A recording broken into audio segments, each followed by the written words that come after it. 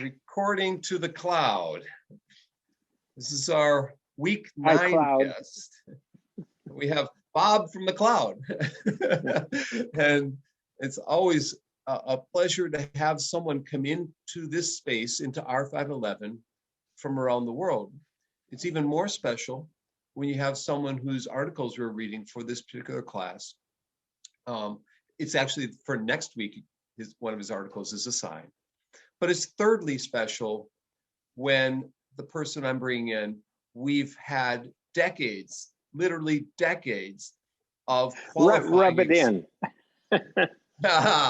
We've had decades of qualifying exams written in his honor with his name attached to them. And students some have struggled, some have done very well, but they'll all remember the Clark-Kozma debate. So we'll want to touch on that at some point in this hour.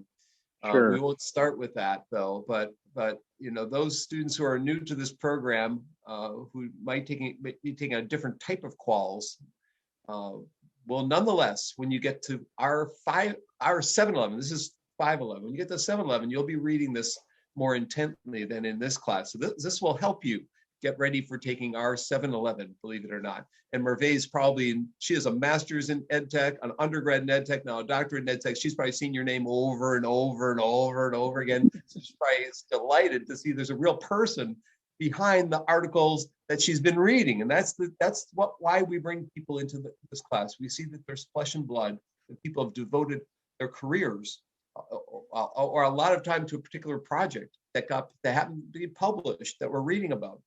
And not just reading the vanilla bland article that gets in as a book chapter or as a journal article that, the editors of these things cut a lot of things out. You can only have 6,000 words, but there's probably 20,000 words that we want to say. So we're going to hear from Dr. Kozma a bit more personal, more contextualized experience so we can feel him and feel his passion. And so I was reading bits of his new book because he sent them to me, and I've forwarded some of them on to you. And I was fascinated reading about his early career because he was growing up in Detroit. I was growing up in Milwaukee, a little bit after him, but similar. He has an experience in Catholic school, in high school, and then going to a public school in elementary, in an integrated school in Detroit. I had the opposite, going to Catholic school for grades 3 to 8, and then going to the public school after that. And when I got to the college setting, I worked in factories, in a couple of them, just like Dr. Kozma worked in the automobile factory on the lines. And we'll have him talk about all of that. I, on the other hand, was taking white-collar people's places in the summer as they went on vacation and had to work with people on the shop floor to get the products through as an expediter, as a production control coordinator, and had to work with everybody in the entire plant. It was fascinating to be an 18, 19, 20-year-old, basically figure out how companies are run, working with foremen and engineering and so forth. So, Bob, I've given a little bit of my history. I'm really curious to hear how your early history, and tell us about it, shaped your later research and your educational interests. You want to talk a bit about your career in Detroit? Sure. Well, as Kurt mentioned, I grew up in suburban Detroit, but it was an integrated suburb. How should I put it? A segregated integrated suburb. That is, that there were railroad tracks that ran through the town, and on one side of the tracks was the Black community, and I lived in the white community. So as a grade school student, I went to an all-white school, but as junior high approached, I was confronted by going to the junior high, which was on the other side of the tracks, and was predominantly Black school. So actually, I was confronted quite early on in my life with racism in this way, that most of the kids that I knew in grade school, when they were confronted with going to a Black school, they moved out of the neighborhood. So I was one of the few people, actually there were just two whites in my class, and all of the rest of the students were Black students. It had really a pretty profound effect on me, the whole process of approaching that point in my life, to see all of these friends of mine move away because they were afraid of what would happen. And there were all kinds of stories among us about, you know, what would happen when we went there. We'd get beat up and so on. My parents were really quite sympathetic to the Black community and discouraged. They weren't going to move, first of all, but they discouraged my anxiety about going to a predominantly Black school. And what I found when I attended the school was that there were actually no problems at all. It was very comfortable being with Black students. There wasn't. Of course, me this year. She's like in. I'm sorry. There wasn't any overt racism, so it had a pretty profound effect on my feelings towards racial issues. I was raised Catholic, so when there was an opportunity to go to a Catholic high school, my parents decided to send me to the nearby Catholic high school, and I graduated from there and attended the University of Michigan. When I started at the University of Michigan, it was I started in engineering, and specifically aeronautical engineering. At the time, the space program was getting off the ground, so to speak. I was really very interested in getting involved in the space program. But as I took courses in engineering, I found them really very tedious. I was expecting engineering to be something very creative, that you were making things and designing things. And what I found out is that by and large, you're just kind of doing calculations. And that all seemed very tedious to me. At the same time, there was growing discontent among people my age about the war in Vietnam. And so when I considered changing my major from engineering, I decided to transfer altogether from the College of Engineering to the Lit College and declare a major in political science, which ended up being quite interesting. By the end of my my degree program, I was struggling with trying to meet all of the qualifications, and I ended up declaring as electives courses like physics and chemistry, which weren't your typical electives with a degree in political science. But those were all courses that I had because I was in engineering for the first year and a half. So when I graduated from Michigan with a political science degree and was trying to figure out what to do next, it wasn't real clear. Unlike, say, an engineering degree, it would have been very clear what kind of job I would have applied for. But what kind of job do you apply for with a degree in political science? So I figured I needed to think broadly and I applied for the Peace Corps for Vista, which was at the time a kind of domestic version of the Peace Corps. And another program at the time was called the Teacher Corps. And I got accepted by a version of the Teacher Corps program. And that program put me into the inner city of Detroit, which was actually quite nice because I grew up in Detroit and my family was all there and so on. So I was still quite close to my family, but moved to a neighborhood that was predominantly Black.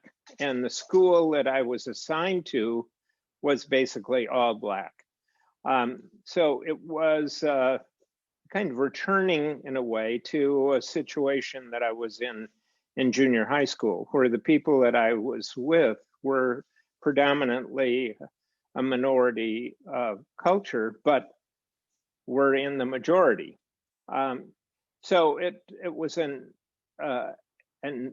situation that I was very comfortable with, having experienced it in junior high, and became even more sympathetic to the situation of Black Americans, particularly in the inner city.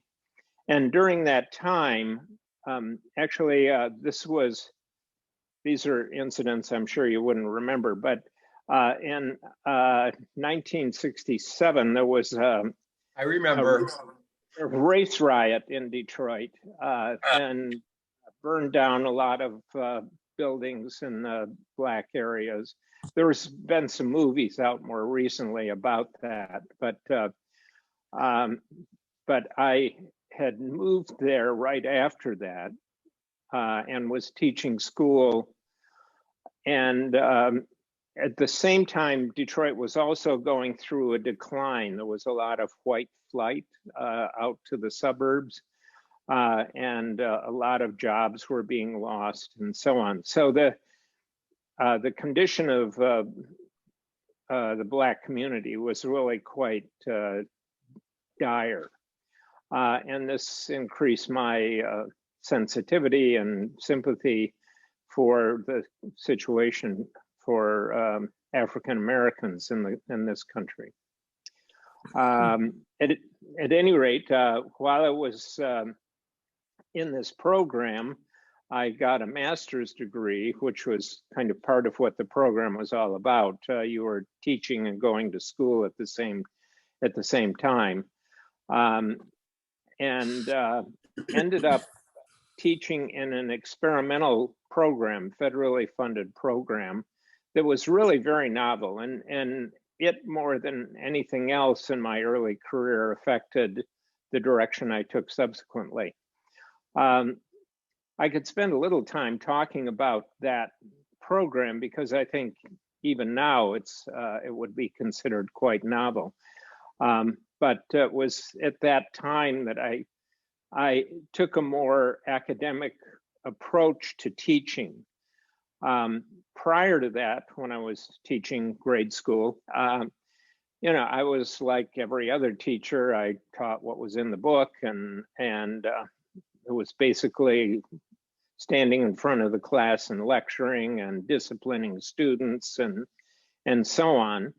But as part of this experimental program, it really changed my attitude and conception of teaching, and was much more interested in research on teaching, and had a much more experimental approach to my own teaching. And that's when I decided to go on and for a PhD, which I did there in Detroit at Wayne State. And when I finished that, I took a position with a small R&D company in Ann Arbor, run by a couple of professors at the University of Michigan. And a couple of years after that, I was hired by the Center for Research on Learning and Teaching at the university, and ultimately joined the faculty at the School of Education. I was there at Michigan for 20 years. That's got to be a cool experience to go back to your alma mater to be a faculty member then, you know. Yeah, it was. I had a lot of fond experiences as an undergraduate, and so it was really quite exciting to go back to Ann Arbor. And now we see teaching and learning centers around the world are getting a lot of attention and a lot more respect than perhaps they had 30 or 40 years ago, not just due to COVID, because of changing times. Sure. And so your experience and what you saw happening at Michigan is now happening at other places. Sure. Do you want to go I ahead? would like to talk about the program that I taught in for a couple of years, this experimental program. It was very novel in a lot of ways. Today it would be considered a charter school, I suppose, but this was federally funded, and it was actually in response to, the riots and the racial discontent at the time. It involved a junior high school and 4 of the feeder schools, and I was in one of the elementary feeder schools. But among the changes was that they emptied all these schools of the teachers who were there to begin with. And this was done with the cooperation of the teacher union. That all happened before I joined, so I'm not quite sure how they were able to negotiate all of that. But teachers, even the teachers who had been teaching there, teachers had to apply to get into this program, and there was a lot of authority, professional authority given to the teachers. That is that the teachers collectively and individually had a lot of input into the curriculum. And at the time, the education profession was very much oriented towards a more kind of behavioral approach. So there were what were called at the time objectives. The curriculum was broken down into small behaviors or skills that the students needed to master. Today they would be called standards, but these were specific behaviors that the students needed to master. And the program did away with grades. So students were either proficient at these skills or not yet proficient at the skills. So there was a very much a mastery approach. And the teachers were given a lot of autonomy over how they would teach them. So there were specific standards or objectives that the students needed to meet, but the teachers had decision over how they would go about doing that. It was also structured where 4 teachers were part of a cluster. That is, the 4 teachers coordinated with each other on how they would assign students, how they would organize classes, how they would, who would teach what. In our particular cluster, I was the math teacher. So I taught all of the students in our cluster math. And what I decided to do in my grade, in my classes, was to take these objectives, list them in a chart, and each student had their own chart. And they knew what it was that they had mastered already, it was checked off, and what it is that they yet needed to master. So it didn't matter really what grade the students were in. I was at the time teaching third grade, but students could be on what would be considered second grade objectives or third grade objectives. They were working at whatever level they happened to be proficient at or not yet proficient at. And my classes were structured more like study halls, so that there were materials in the back of the room in boxes. Of course, now they would all be computerized, but back then we didn't have computers in the classes. So these were all worksheets, and students would decide which objective they hadn't yet met that they wanted to work on. And they would go back and get a worksheet and start working on that objective. And students in the class were all working on different objectives. I was at my desk in the front of the class, and if a student had a problem, they would come up and I would tutor them individually. And then they would go back to their desk and work on their worksheet. They had to get 3 perfect scores on these worksheets in order to advance. And I had other students who were checking the students' work. They had answer sheets. So each day there was a different, what I called checker, a person who was going over students' worksheets and correcting them. And if they got 3 100s, then they would take a mastery test. And I was the person who corrected the mastery tests. So the students would come up to my desk with their mastery test in hand, and I would go over the test with them and ask them to explain their answers.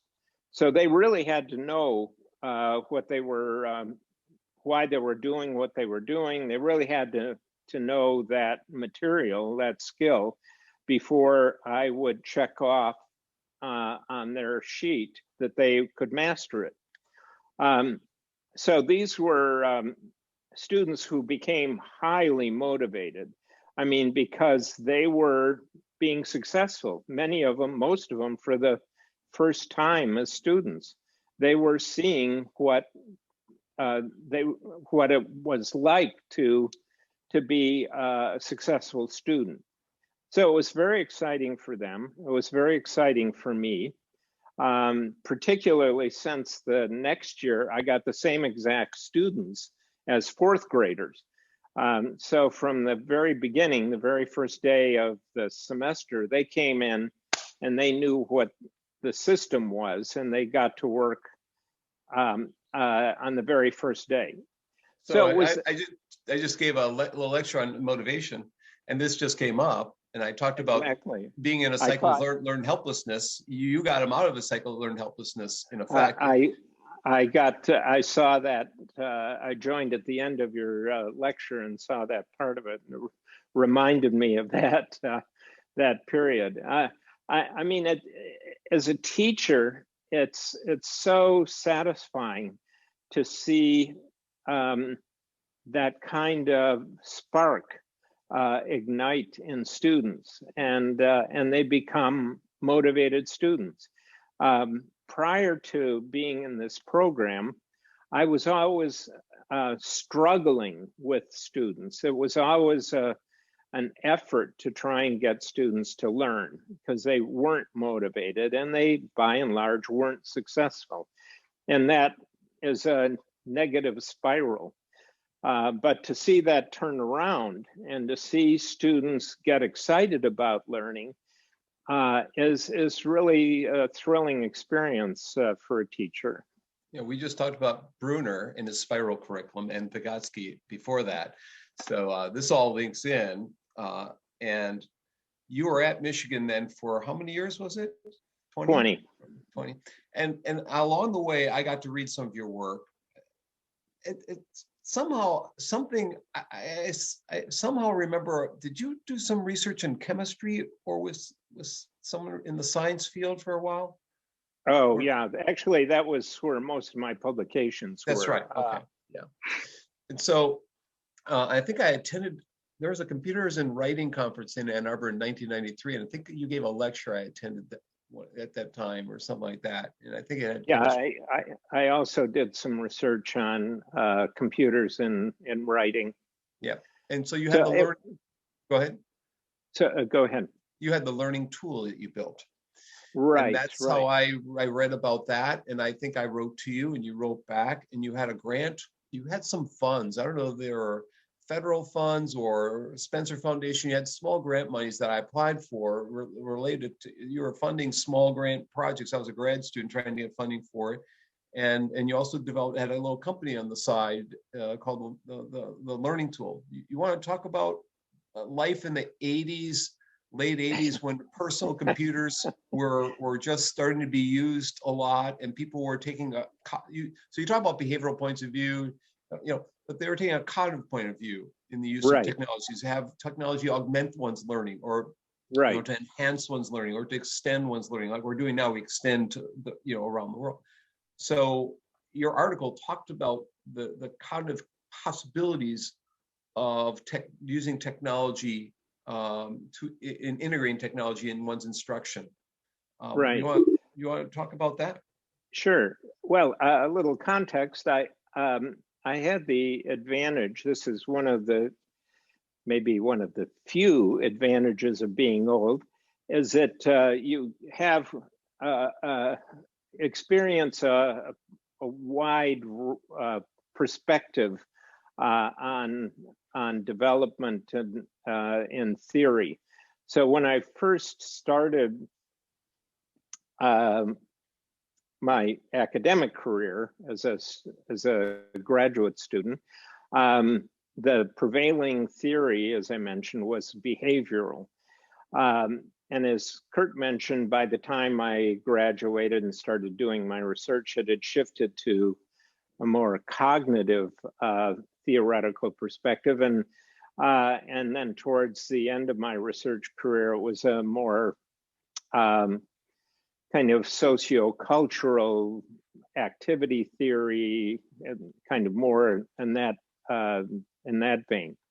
But as looking at this emerging technology from a cognitive perspective, I was looking at how it is that students could use technology as a way of supporting their cognition. So a colleague of mine who is the software engineer and I kind of brainstormed ideas and came up with this software program called Learning Tool. And it was an idea organizer, an outliner. There was nothing specific in it. Now you have to remember that that early applications of computers in education were drill and practice or tutorial. So the whole purpose of the program was to convey information and do it in a way that students would remember it and maybe be able to apply it to different situations. But the whole purpose or the whole structure of the software was to present information. Whereas in the Learning Tool, there was no information. It was a kind of educational productivity tool. Now this happened, actually it was inspired by the Macintosh and the specific user interface of the Macintosh. Prior to the Macintosh, and this goes way back before any of you were around, or at least before you were old enough to use computers, I think. Using a computer was required commands, and basically knowing how to program the computer. Even a software package like a tutorial would be relatively difficult to use. But the system, this user interface of the Macintosh operating system, was just so intuitive that it inspired us to think about how to use the computer as a tool rather than to use it as a way of pushing information at the student. So the whole idea was that students would enter note cards, organize them graphically into networks of ideas with hierarchical structure, so they could put clusters of note cards in another note card and have stacks of note cards.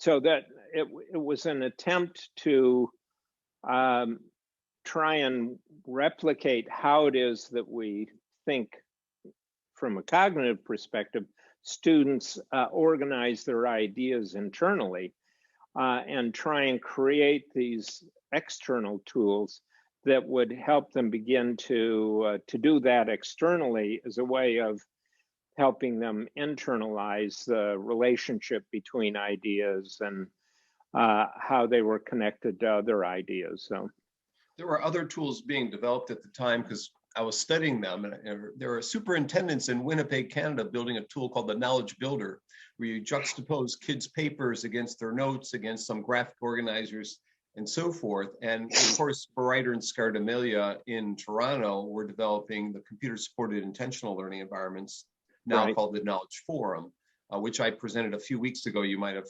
in my lecture a few weeks on constructivist theory. So there are pockets of people doing interesting things. They were very similar in nature, Right. and so forth. What came to be? Did you after so long give up on that idea, or did someone take off with that in another way?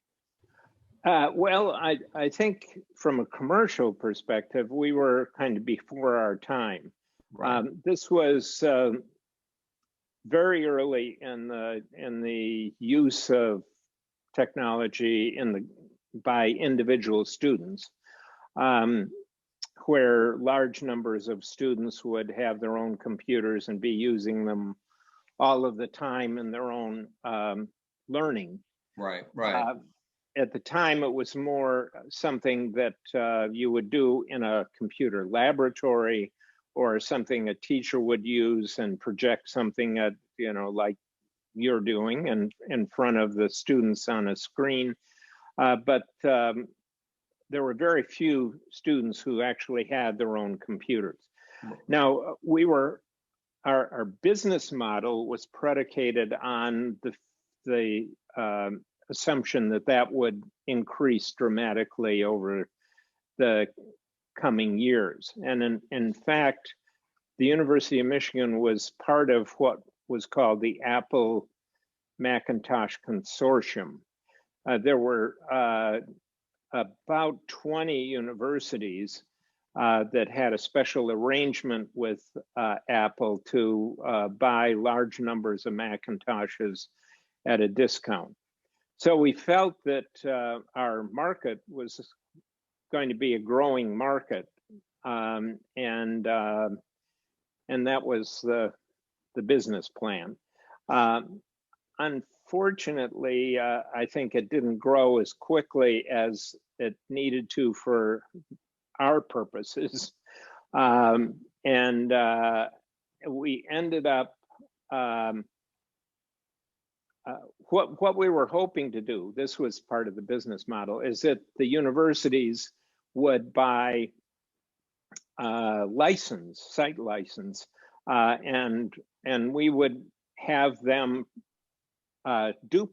copy large numbers of our programs, and they would install them in the Macintoshes when the students received them.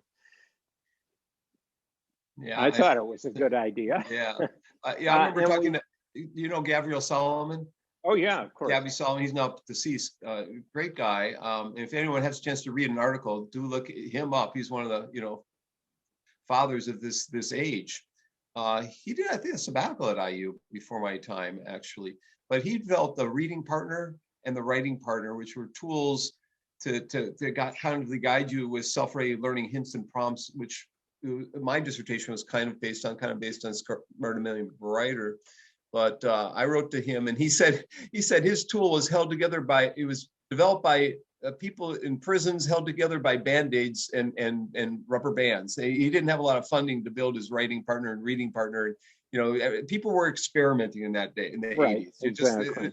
My advisor, Gary Davis at Wisconsin, had a book on creativity. So he built, you know, these creativity software packages. And then there were a lot of companies that came out, Sunburst and Learning Company and Wings for Learning, that were building CAI, computer assisted instruction stuff. And I had my master's looking at divergent software and convergent software and comparing all these tools that were coming in the 80s. We're just a flood of these, moving from the behavioral age to the cognitive age. You saw this happening wherever you went. You know, as you said, the Apple sponsored universities, they had a conference called Macadamia. If you've ever gone to that, if you went to that back in the day, it was one of those really cool conferences.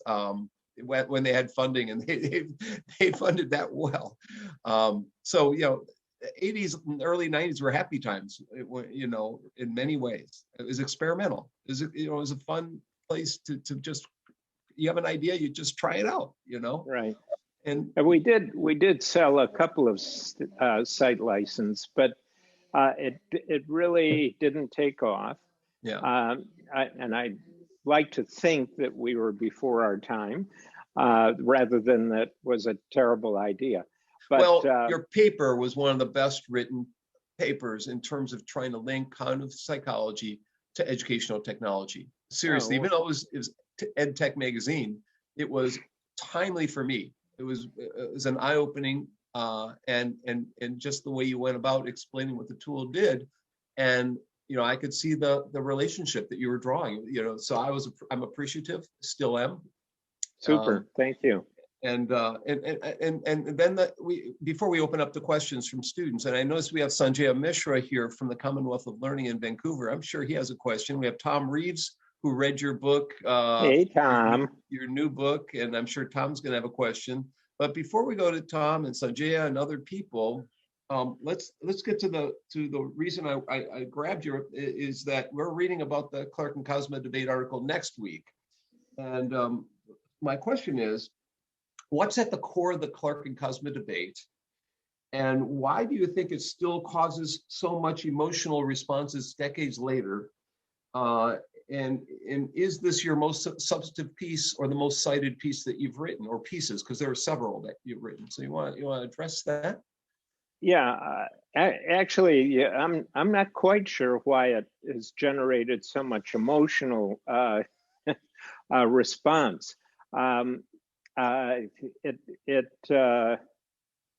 It seems to me to be a very straightforward, kind of rational research question, but as you say, it's something that people are strongly agree with or strongly disagree with. But what is at the core of the debate is what is more influential? Is it the medium, or is it what Clark called the method? Is it the medium, the technology, or is it the design? Clark's position was that it was a method, that media made no more difference in learning than a delivery truck does on the groceries that it delivers, that on the nutritional value of the groceries it delivers. So my position was quite different than that. It was that it's the features of the medium or the technology, or what now would be called the affordances of the technology, that enable the design, and that some technologies enable certain designs that aren't possible with given the affordances of other technologies. So that it's not a question of, is it the medium or is it the method? It's what features or what affordances does the technology have that enables certain methods that you would want to use for a particular skill or task, that there's the interaction between these two things. Now, an important part of Clark's argument was that the only way that you can actually test something experimentally is to equate everything except for the difference that you are testing. So everything else is held constant and you're varying one aspect. And in his thinking, what that meant is that you would have the same presentation, except that you would, in one situation, have a medium, say television. In the other situation, you would have a different medium, like a lecture. So those were the differences, television versus lecture, but everything else would have to be the same. So it would basically be a lecture versus a lecture on television. Well, unsurprisingly, if you hold those things constant and only vary the medium, you don't get any differences. Why would one expect something to be different if you were presenting a lecture on a television or attending a lecture? Of course, you couldn't ask questions at the lecture because then that would change the experimental design. And you couldn't, say, pause or review the video because that would change the design. And my counter to that was that the only way that you can test this theoretically is to allow for differences that between the technology and the method, or the medium and the method, that those have to be seen as integral. So you would have a presentation, if you were testing, say, television and lecture, you would design it in a way that your methods are taking advantage of the affordances of the technology and taking advantage of the affordances of the lecture. So in the lecture, you could ask questions. You could ask the instructor to explain it in a different way, whereas the affordances of television wouldn't allow you to ask, straightforward television, say a videotape, not an interactive television, but a videotape would allow you to pause, to review, but it wouldn't allow you to ask questions. So, my position was that these are really integral, and the only way that you can test them is to look at the relationship between method and medium and compare those as a set, not decompose them. So that's basically, from my perspective, my position versus Clark's position.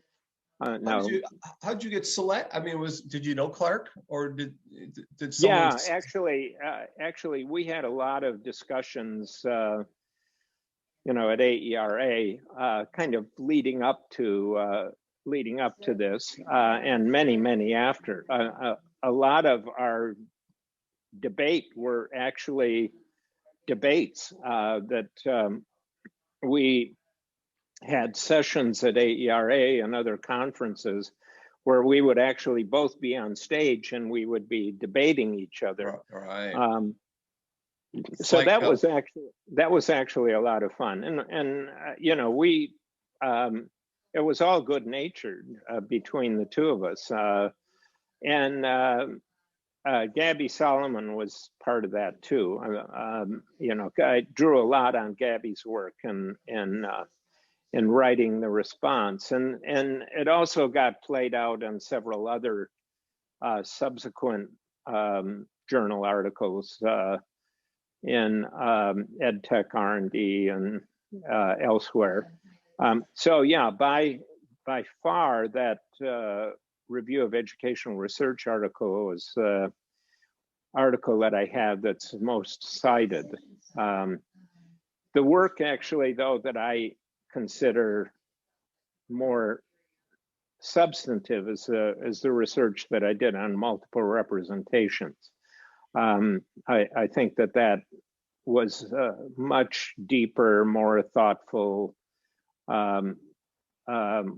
more innovative research. I think the RER article was kind of put my name on the map, so to speak, but it's funny how that happens. You don't know which one is going to be the big hit.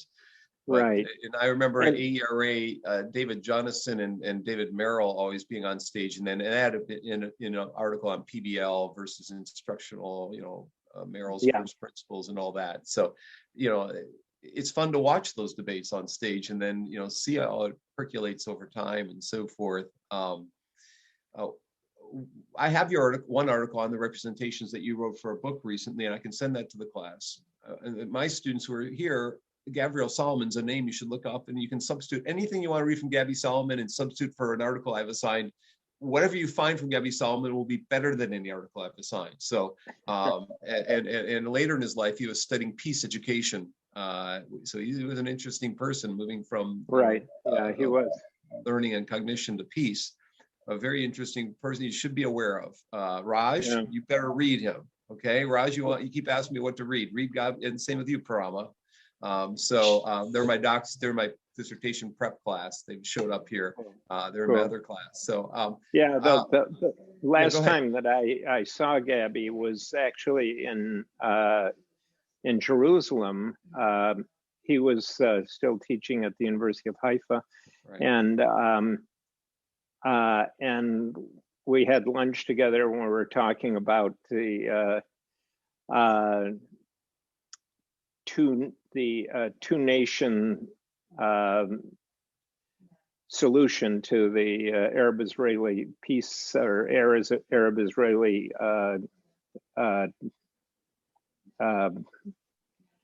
tensions in the Middle East. So, the last time I saw him, he was concerned with peace education at the end. Yeah, one of the last times I saw him at a conference, at the early conference, the European Association for Research on Learning and Instruction, he basically said in his keynote, technology's gone beyond where theory is. And so, all sorts of things are possible, but people are confused about where to go. We haven't talked about your career at Stanford Research Institute, SRI, and we haven't talked about the international and globalization of all the work and projects you've done later in your career. But Merve has a question, so we need to go to Merve. Sure, thank you. Dr. Kozma, I'm actually wondering your thoughts regarding the emerging technologies, especially how do you interpret the AI, data mining, virtual reality in terms of the dichotomy discussion of medium methods, and also you also use extensional body in somewhere in your article. How do you interpret these technologies? I'm sorry, what was the last question? You use expression, the technology is like an extension of human body. So do you think that these are extension of human body or extension of human cognition? Oh, you mean between kind of making a distinction between physical and cognitive? If you look at activity theory, there's a concept that I think kind of hits the nail on the head here, and it's called functional organ, and that is that if you think of an application of technology that becomes integrated into the function of how people think or work, you can consider it a functional organ, an organ of the person. That is, that it becomes an extension or a part of the person, whether it's cognitive or physical. From an activity theory perspective, it doesn't matter. It's the same. Whether your hammer becomes an extension of your arm as you strike the nail, or the learning tool or some other technological application becomes the extension of your cognition, of your mind. It looks at the tool and the process as integral. So that would be my answer to your last question: is that there isn't really a conceptual distinction between a physical tool and a cognitive tool when it comes to thinking about them as extensions of human functioning. There was a question, though, that you asked to begin with that I don't recall. Thank you. The first part of the question was, how do you interpret the emerging technologies? Yeah. Well, I think actually my answer to that and any other technology that you can think of, whether it's the Internet of Things or 5G, or I mean, there are all these technologies, and I think it's not particularly useful to focus on the technology per se from our perspective as designers. It's more important to think, as you implied by your second question, to think of the interaction between whatever the technology might be and the person's capabilities, their goals, their functions. So thinking of artificial intelligence as a technology isn't particularly useful unless you're thinking of it in terms of a particular kind of situation. What is it that people are trying to do? So you can think of AI in terms of the affordances, if you will, in terms of its capabilities as it relates to what people are trying to do. But it does require certain contextualization. Which people, what are they trying to do? What are their purposes? What are their capabilities? And then you can really begin to think about, well, okay, what does AI do in this situation, in this context? What does it afford? What does it enable people to do that they couldn't otherwise? However, I will make a qualification here. AI is uniquely different than many other technologies in that it is self-organizing. That is, it has the capability of itself learning. So it, in a way, it becomes an entity. It can exist and function apart from other people. It takes on its own functions, its own capabilities, its own goals. And it's not at all clear what those are. When it comes to deep learning AI, you can seed it with certain information and certain algorithms. But once you do that, it takes off. Let me give you an example. With AlphaZero, which is Google's AI system, all they did was to tell it the rules of chess and let it go. Now, prior to this, the way chess programs would work, like Deep Blue, is that you gave it not only the rules, but you gave it a whole library of starting moves and ending moves and a whole history of chess moves that grandmasters used and so on. And it would just kind of run through all of the permutations for a particular move and make that move. And it did it so well that it beat world champions. With AlphaZero, they gave it the rules and it just played chess against itself millions of times. And it got so good at playing chess that it would beat grandmasters consistently. The interesting part of this is that the grandmasters didn't know how they got beat. So it wasn't at all clear. It wasn't at all clear how it was that AlphaZero was winning, was beating them, what strategies it was using. Very different than the strategies that grandmasters would use that were in the traditional chess programs. So what deep learning AI becomes is a black box.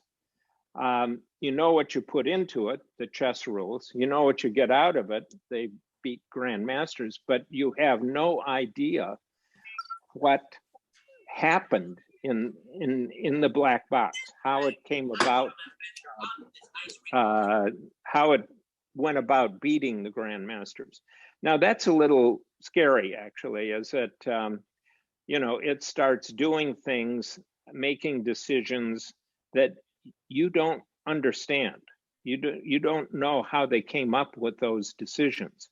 And the more and more we turn over things to AI systems, the more decisions they're going to be making over which we have no control or even understanding. So that's very different than any other technology that you can think of. And so I want to make that distinction. But otherwise, for the purpose of designing, it's better to think of how it's interacting with people, individuals or groups of people, and what those individuals and groups are trying to accomplish and what their capabilities are entering the situation. Bob is coming to us from Reno, Nevada, where he's working on his latest book related to how can you make the world a better place, designed with passion, purpose, and values. Bob, we've got 4 questions. I'm going boy, girl, boy, girl. We started with female side, we go to the male side with Sanjaya, then we go back to the female side with Tehran, then the male side with Tom Reeves, and then to Umida. So 4 of you are lined up with questions. Sanjaya is first. Thank you, Kurt. It's a great honor to be in this session to at least ask a question to Bob, for whose work I have been dining over last 20 years. Sanjay, a caution for a second. So Sanjay is writing a lot of reports on open education for the Commonwealth of Learning. Super. And he's also written many books on educational technology back when he was living in India. He's now in Vancouver. He's got maybe a dozen books. I don't know, lots. You know. Bob, it's a real pleasure. I work for the Commonwealth of Learning, and you know the organization very well. The predecessor, or the John Daniel was the president. Now Professor Asa Kanwar is the president. In my work, I use a lot of your work, particularly your work on policy and work at the international level. Your work on basic education, from knowledge acquisition to deepening to creation. I used some of these work extensively.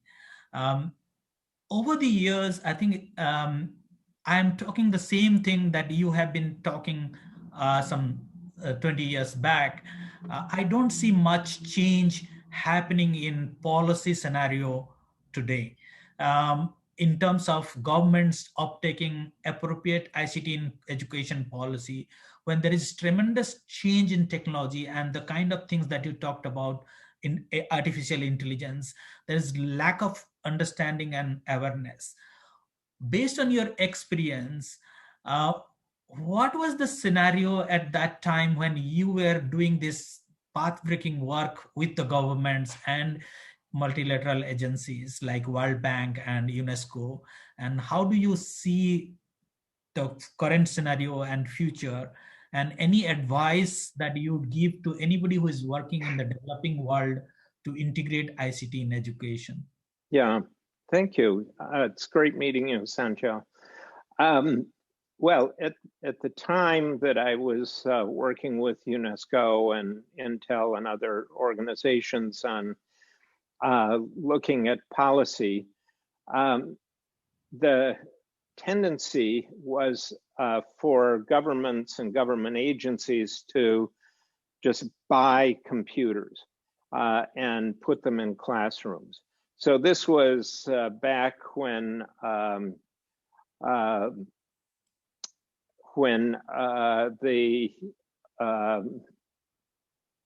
one laptop per child movement was happening, and there was just a big push to get computers in the classroom. And the argument articulated most by Nicholas Negroponte at MIT Media Lab, where one laptop per child started, was that all you need to do is put these computers in classrooms. Because the assumption was that the teachers were didn't know how to teach. They didn't show up for class most of the time. I mean, there was this very technocentric kind of orientation towards the classroom, that all you needed to do was install these computers and it would change education for the better. Well, my position was very different than that. It was, yes, technology can make a difference, but only if you think of it as part of a system. And you don't just introduce the technology, but you think about how you would introduce it at the same time you're changing other parts of the system. The system being the teacher and pedagogy in the classroom, the assessment, curriculum, teacher preparation, and policies. So the need to think about how all of those could be changed together in a way that was supported by the affordances of computers is how you get education reform, not just pushing the computers into the classroom. And I think that, and I was doing a lot of work at the time with Singapore, and they were expert at this kind of systemic thinking. So I would point to Singapore as an example of how it could be done well. And I think that more and more countries are thinking along those lines, are thinking more systemically about the kinds of changes that are needed, not only in introducing computers, but changing the technology, changing the assessment, changing the curriculum, changing the pedagogy in ways that take advantage of the computer's affordances. I think that's happening more and more, in part because just pushing the technology into the classroom didn't work. It didn't change anything. And in part because you can see examples where that approach really does make a big difference. Thank you, Bob. Yeah. I'll try and connect you guys after this via email so you can follow up. Sure, with any, I'm glad you found my work useful. It will be a pleasure to connect. He wrote me late 2 nights ago and said, I need to be there. I've been reading and worshiping his ideas for a long time. Well, it was about 2 in the morning. Well, it was, in Vancouver, it was maybe 11 o'clock, but in Indiana, it was 2 in the morning. So Charan, my TA, Dr. Wong now. She wants to ask about later career issues. Go ahead. Yeah, hi, Dr. Kozma. I'm really appreciative of your insights and contributions to the field. I'm curious to know what would you like to still work on if you're still in academia. I know you have a new book about designing to make the world a better place. So maybe that has already answered this question, or do you still have other things you would like to continue working? I think her original question is there things you didn't do, you haven't done yet, you want to do? Yeah. I guess I don't look at things that way. It's just kind of what I end up doing just kind of emerges out of where I am in a particular point in my life, and what looks interesting and so on. So when I first retired from when I first retired from SRI, which was in 2002, I retired. It was to do consulting, and I credit my wife for this, who retired even earlier than I did. Her philosophy is that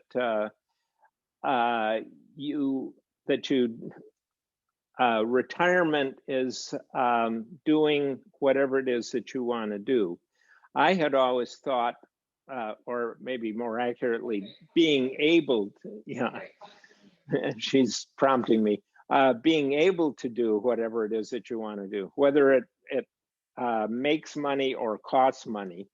And right now, what I'm doing costs money, but when I retired from SRI, it was to do what I wanted to do. At the time, I loved working at SRI.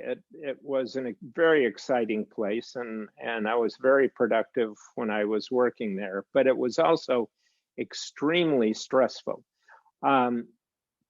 It was kind of a cross between a university and high-level corporate consulting firm. What I found is that I was doing the kind of research that I was doing when I was at Michigan, except because it was more like a consulting firm, I had to do much, much more of it. So when I was at Michigan, I'd have one project and it would fund one graduate student, and it would fund my travel, and that would be about it. At SRI, at any given time, I would have 7 projects and fund dozens of people, or at least parts of their time. and if you know anything about the limits on memory, at 5 plus or minus 2 is kind of the range of remembering things. So I had actually, the number of projects I had was pushing my memory just to keep in mind what projects I had. So I just didn't find it very satisfying. I couldn't spend time really thinking about any one project because I had all these other projects to think about. And I felt I was basically feeding mouths. I was supporting a lot of other researchers and not enjoying what I was doing. So I decided to retire and do what I enjoyed doing, which was working internationally. At the time, I had several international projects. And I wanted to do more small boutique projects rather than these large multi-year, multi-million-dollar projects that SRI loved so much. I wanted to do, I wanted to work with, say, the Ministry of Education at Singapore or in Chile or in Jordan or in Norway, where I would consult with them for a week or a week a year or something like that. But really got to know people, felt that I was really making a connection, really making a contribution. So I did that and actually made money doing it for 12 years. And then I actually retired. At which point I decided, as you pointed out, to go into fashion photography, to do something totally different. And I did that for about 5 or 6 years and really enjoyed doing that, but kind of missed the intellectual excitement about writing and doing academic work. So I started this book about 2 years ago, and it's still not done. To say that it's a book is really a bit misleading, but it's something that I really feel passionate about. I feel it's a kind of an accumulation of all kinds of experiences that I've had, from teaching grade school in the inner city to working on the assembly line and at Ford Motor, to consulting with companies and ministries of education, to doing research in the laboratory. So it's kind of my culminating insights into the world, and something that I feel I can leave behind. I don't know what I would move on to once it's done. I don't know, maybe knitting or something. I don't know. If you're in my class and you're interested in design, Professor Bowling teaches classes that relate to design. You might take her class, and by the time you take her class, maybe Dr. Kozma's book will be out. And you could probably do a book review for that class, maybe do a review of Dr. Kozma's book and submit it. So there you go, a long-term plan. Yeah, that'd be, I'd love to read the review. I'd love to have a book done. Well, but it is design in, I think as you read it, there would be many things that you would be comfortable with as an instructional designer, because a lot of my work has been based on education and instruction and applying design to improve that.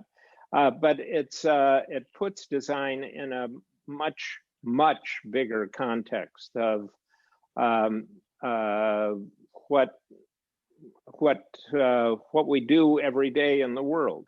So it's not just education, it's architecture, it's other professions, law,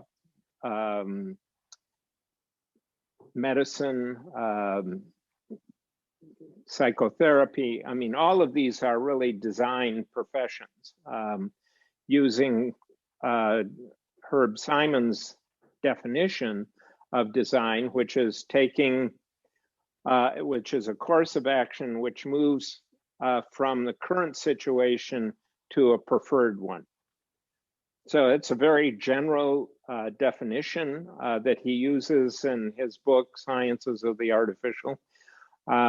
And when you begin thinking of it that way, rather than very narrowly, you know, how I prepare a lesson plan or design a instructional application, it changes the way you think about design. We're going to go to Tom Reeves next, and then Umira, and possibly Zihong. We have 2 or 3 more questions for Dr. Kozma. Go ahead, Tom Reeves. Are you still with us? I'm here. Can you see me? Hi, Tom. How are you doing? I'm good. Thank you. I think there's a movie called Tommy, Can You See Me? Tommy, Can You Hear Me? Right, right. So it's been wonderful to hear all of what you described, and I'm struck, of course, by so many parallels with my own life and, you know, Catholic education, teaching elementary school, all that kind of stuff. But I guess I want to get serious for a moment. I'm really dismayed by how our field has been so unsuccessful in the wake of the pandemic. And so if you go online and you Google online learning, all the headlines are, you know, parents frustrated with online learning, students burnt out on online learning, learning in higher ed of failure, et cetera, et cetera, et cetera. Why weren't we ready to meet this challenge? I mean, 50 years of research on interactive learning, going back to some of the personalized system of instruction or Keller plan type stuff, mastery learning, all of that till today with our AI systems. And yet, I really think that there's going to be an incredible backlash against online learning once, you know, hopefully the pandemic is over. So just wondered how you might react to that, Bob. Bob, Yeah, before you answer, Bob, this is Dr. Tom Reeves from the University of Georgia. For those of you who don't know him, he was a guest in my other class, R795 Dissertation Prep, and has written 3 books or edited 3 MOOCs books and online learning books with me. So he's a good friend and colleague. I'm glad to see him here, and he's been at Georgia in many places, but he's someone you'll see at a conference down the road, I'm sure. Go ahead, Bob. Sure. Thanks for that question, Tom. I think that I think it is unfortunate because there was this kind of golden opportunity that fell in our lap. But I think the reaction is that we haven't, as a profession, thought more broadly, which is what I'm trying to do with this book, thought more broadly about the educational endeavor, what education serves, the function that it serves in society, the purpose of education, if you will, and how online learning fits into that. So instruction, which is how we think of education, is just a part of what education is. It's an important part, but I think we tend as instructional designers to think of it exclusively when there are so many more aspects of education, like socialization, social interaction, that tends to happen face-to-face in the classroom. But online is degraded significantly. I think there are ways that we can and should think more about what are the social, emotional aspects of education and how can we build those in to online applications. Yes, you can have, with Zoom, you can have breakout rooms and you can have discussions and again, that's kind of thinking narrowly about instruction. But what are the socio-emotional things that happen in classrooms that aren't happening in breakout sessions? And I'm not sure how to answer that question, but let me try and give an example. I mean, part of what goes on in classrooms is that you have friendships that develop over the course of a year, or that you brought into a classroom that students draw on for motivation to come to class. I mean, that for a lot of students, that is why they are in class, is to see their friends. And for them, learning is incidental. It's this kind of what is imposed on them by the education system. So if you come at it from a student's perspective, how you would probably design a online environment very differently than you would for instructional purposes. If you were designing it for socio-emotional purposes, if that was the focus, and then you incorporated instruction into that, there'd probably be a much more positive response. That's my initial thought on that. What are you thinking, Tom? Well, I certainly agree that we need that kind of innovative thinking. With that in mind, I'll recommend a paper to the students in this class that you wrote along with Marlene Scaramalia, John Bransford, and Edie Kozma. I'm not familiar with her. Kozma. Yeah, but it's called New Assessments and Environments for Knowledge Building, and it's a very important chapter. And I'll send the link out, put it in the chat. But I really think that a lot of our problems stem from we just are objectives based and working backward from goals, as you said in your paper, instead of focusing on the emergence of these new competencies and so forth. Anyway, I'll put that in the chat and recommend that to folks. But thank you very much, Bob. Sure. If Dr. Reese puts that in the chat, Merve or Tehran, if you could grab that, download it, and we can share it with the class. That would be wonderful. Incidentally, thanks, Tom, for the comments that you made on earlier versions of the book. It's coming along. I'm on chapter 12 of 20 chapters, but it's very different than when you first read it. It's, I think, much stronger, and I'm really excited about the progress. Oh, I'm looking forward to it as well. Thank you. Yeah.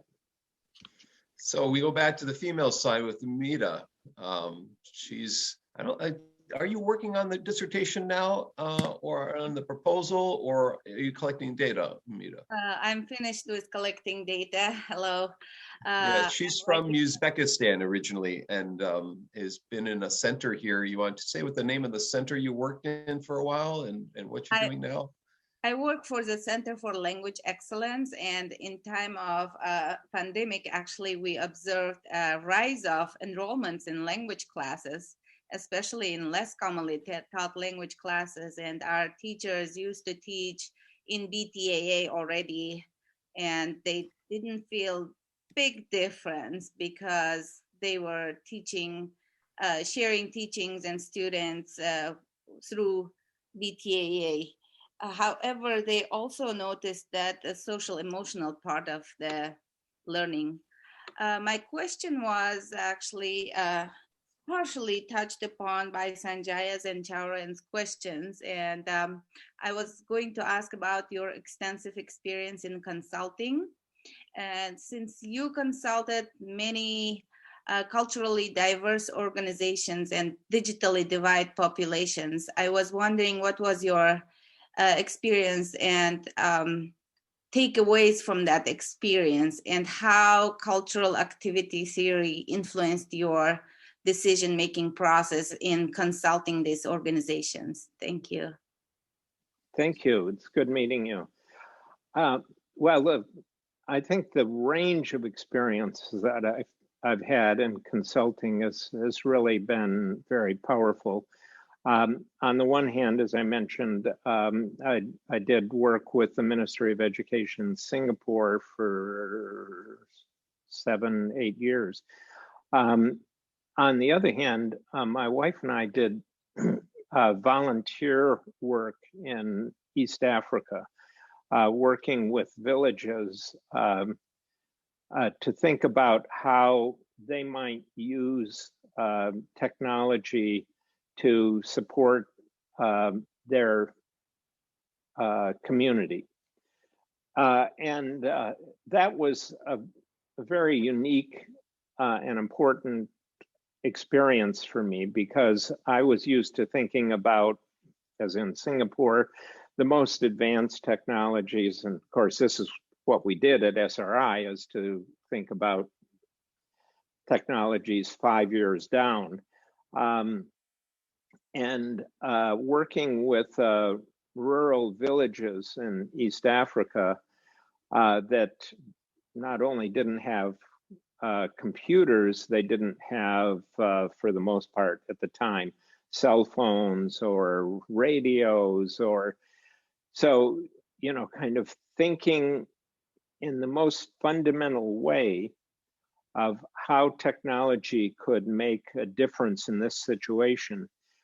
You had to think not about the technology, but about what people were struggling with, what their needs were, what their motivations were, what their capabilities were.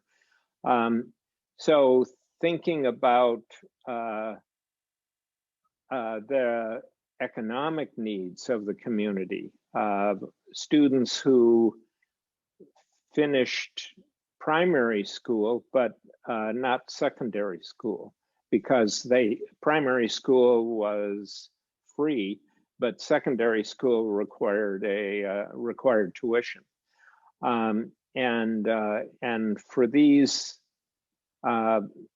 people, they just couldn't afford that. If they had money, they would use it to buy a cow or a goat, rather than to send their children to secondary school. So starting from that position and thinking, okay, how does technology fit into this? And what kinds of technology, what is the least technology that would make the most difference?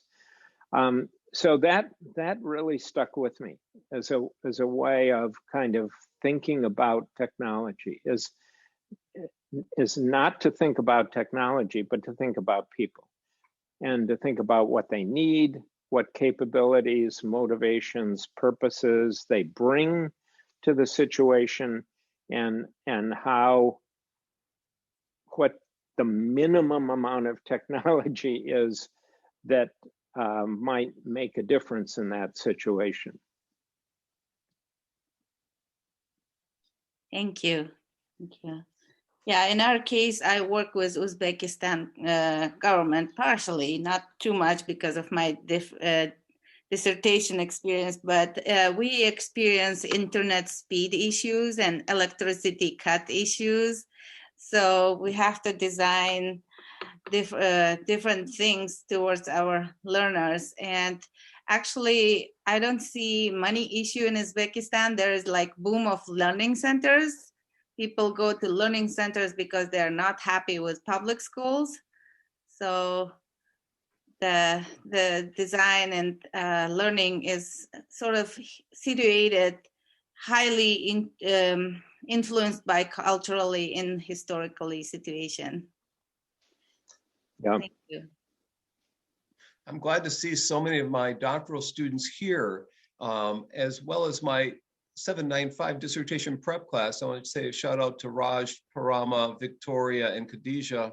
And I apologize if I'm missing any students from the 795 class, but thank you for coming to this, because I think it will help you informing your literature reviews, and they're all working on their proposals or prospectuses this semester.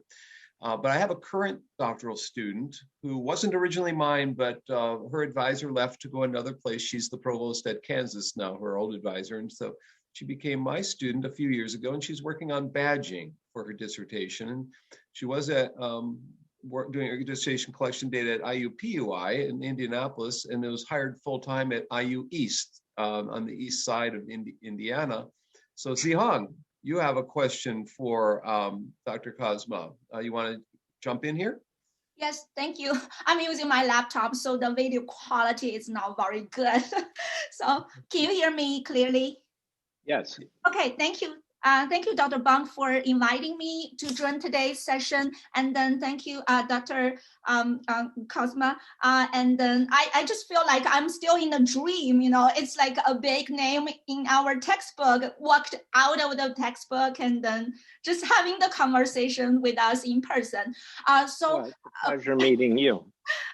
Thank you. I'm very interested in your the consulting experiences. So I did my internship in the United Nations in the New York City, helping design online courses for diplomats from different countries, and also for people who were deployed to war zones or dangerous countries and areas. So it was a great experience, and I was offered the job like an online learning consultant after my internship, but due to some personal, like a family issue, I came back to Bloomington. I didn't take that job.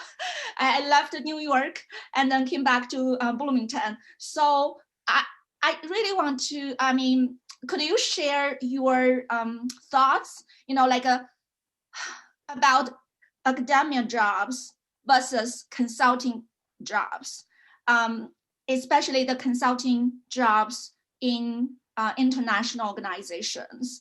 And then I'm still passionate about pursuing a career path, you know, in that direction, like consulting direction. But right now I'm working in the higher ed. So thank you. And so she was thinking about UNESCO, right? Zihong, UNESCO, United Nations, World Bank, that kind of thing? Yeah. The experience that I had internationally before I started consulting was with the World Bank and with another organization called IEA, International Association for the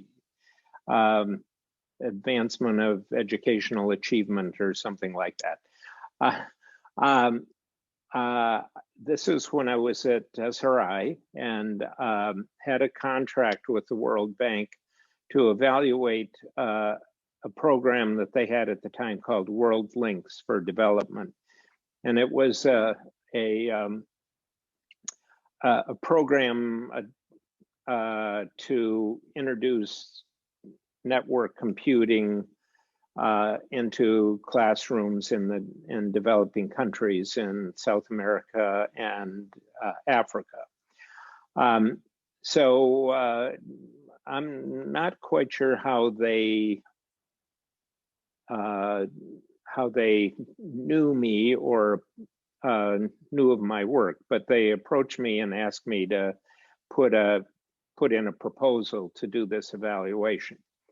Part of the research that I did at SRI was evaluating educational systems. So, for example, we evaluated the virtual high school program out of Concord Consortium, which was one of the first applications of distance learning at the high school level. In fact, I think it was the first application. It may have been through that, or however it was. They knew of me, asked me to submit a proposal, which I did, and we evaluated that program in Africa and South America. Based on that work, I made some connections with the IEA, and they were doing evaluations of computer applications in countries around the world. So they asked me to submit a proposal that would involve countries around the world in looking at, in a systematic way, looking at how technology was being used in classrooms in those countries. So that was a project that I had for about 3 years that involved 23 countries around the world, and each country had its own research team, and then I was coordinating research teams so that all of the research teams were asking the same questions and using the same methodology to collect the same kinds of data and so on, so that we could make comparisons between and within countries on how their teachers were using technology. But this was more a qualitative study than a survey. So the organization was interested in the kinds, not the amounts, but the kinds of applications that were being used. So at SRI, I had already established kind of my international qualifications and really enjoyed those projects. So when I decided to retire and do what I enjoyed most, it was to do international projects. And at the same time, it wasn't quite clear how I would develop that into a consulting effort. Fortunately, I didn't have to worry about how much money I would make because I was retiring. But as it turned out, you know, I did a consulting business for about 12 years. And it was, to get to your point specifically, leveraging the connections that I had made and the work that I had done already in technology and kind of building off of those. So I would contact the people that I worked with in those projects and ask them, tell them that I was starting a consulting business, and the people that I worked with on the project on the project that I had that were in Thailand and Chile and Singapore were among my first clients. So then once I kind of did work with them, they would refer me to other people and so on and so forth. Also, when I was in SRI, I did a small project for Intel, and that I leveraged that to do a lot of international work with Intel. They were my biggest client and best paying client. I had a sliding scale, and Intel was at the top. And they were doing, at the time, they were doing a lot of work with ministries of education around the world, consulting with them on how to use technology to improve their education system. None of them were education experts. So when they knew that I was doing international work, they asked me to give lectures and workshops and consult with ministries that they were working with on how to use technology to improve their education system. Intel and I really meshed well because I was their education expert, and they were not selling products at the time. Now they do. I mean, they weren't selling boxes. They sell boxes now, but at the time they were just selling chips. And their interest was more a kind of social, they're part of their social services effort. So I was advising these countries just based on what I thought was good rather than what would benefit Intel financially. And that was really a good fit for the two of us. So I think they ended up, there were a lot of computers that were purchased, and most of those had Intel chips inside, so Intel was probably doing fine. But subsequently, their education consulting became part of their marketing program, and they're now kind of selling boxes to education systems, and they don't need my help doing that. Although Intel's not doing so well financially compared to Right. AMD and NVIDIA, they got competition right now. I did get to the plant in Ireland, in Dublin, the Intel plant. It's quite a cool place. I know someone there does research internally related to education. I'll see if I can dig his name up there. We have one final question from Z, who got her degree at Michigan and came down here. You chatted with her earlier before we got on the air, and we have to make it quick because we're about running out of time here. But Z, yeah, I have to leave. Yeah. So, what is your quick question, Z? Oh, I was very inspired by your whole talk today, and I also stand on the designer's position. Feel like technology should be the thing we take advantage of, but not we really need. We are more interested in motivation, how to actually know the learner's need, such as then. So reflect on your early teaching experience, like the math cluster. You said about mastery. So I found I work on designing rubrics for undergraduate students to help them achieve mastery. But I found it's really hard to define the word. And so I want to know, how do you actually have any criteria for how students achieve mastery? How do you check them? Well, we'll make this, since we're running low on time here, Bob, just a quick quick comments on that.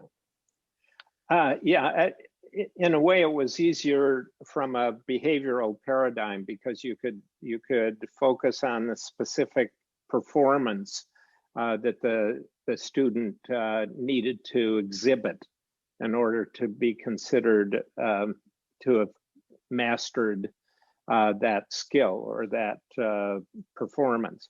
It is much more difficult